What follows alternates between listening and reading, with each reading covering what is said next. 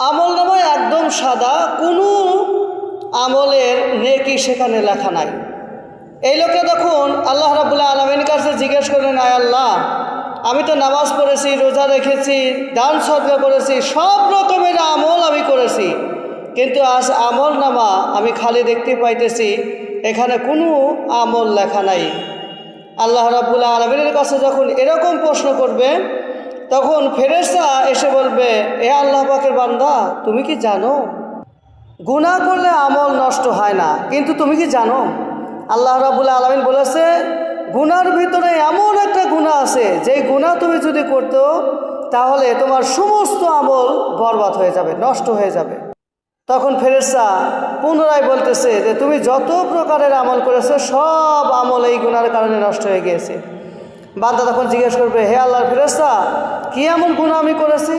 তখন ফেরেশতা বলবে, যত প্রকারের গুনাহ আছে তার মধ্যে ভয়াবহ গুনাহ হইতেছে গীবতের গুনাহ।